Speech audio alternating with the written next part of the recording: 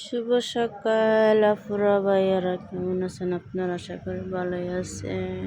আমি আজকে সকালবেলা আসলাম ছাদে গাছে পানি দেওয়ার জন্য, তাই ভাবলাম ভাই বোনের সাথে তো শেয়ার করি।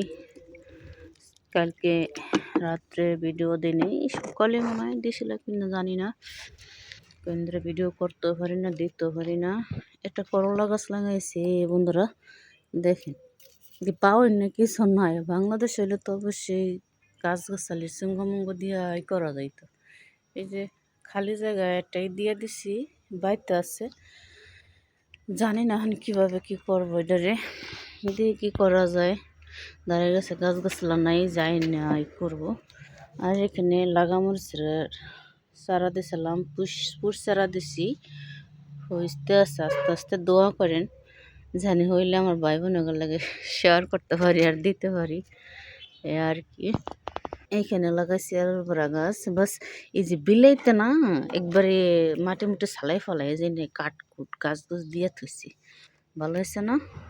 মাটি খুঁজছে রাখছিলাম, দেখেন কি কিসের যারা জ্বালাইছে। আনি না আমি লাগাম পেঁপের দানা, লাগাই থুই, আল্লাহ যদি দেয়।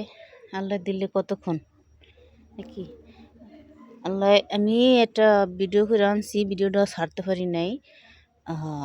মরিচ গাছ বন্ধুরা ছাড়লে বুঝতে পারবেন, দেখতে পারবেন যে কিভাবে একটা মরিচ গাছ লাগাইছে একতলার উপরে নিচে আর কি মাটিতে, 2 তলা 3 তলা বয়ে গেছে মরিচ গাছটা।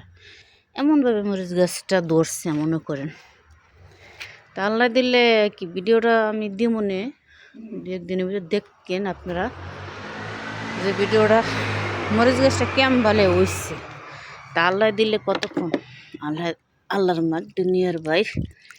আল্লাহ অনেক কিছু পারে, আল্লাহ সৃষ্টি করছে, এমন কিছু না পারে এমন কোনোই নাই। তাই গাছে পানিও দেই, একটু কথাও বলি, এটা ভিডিও আমার হইল নাকি, কিছু করার নাই।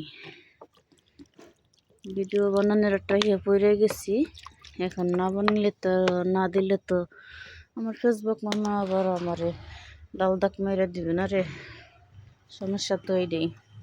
এই তো বিদেশের আশেপাশে এনে বাড়িঘর তো তোরটা ভালো না, ছটকট বাড়িঘর নর্মালি আর কি। আর ভাড়া থাকি বোঝেন না, যা যার এনএফসি করে, কেউ কোনো পরিষ্কার করতেছে না।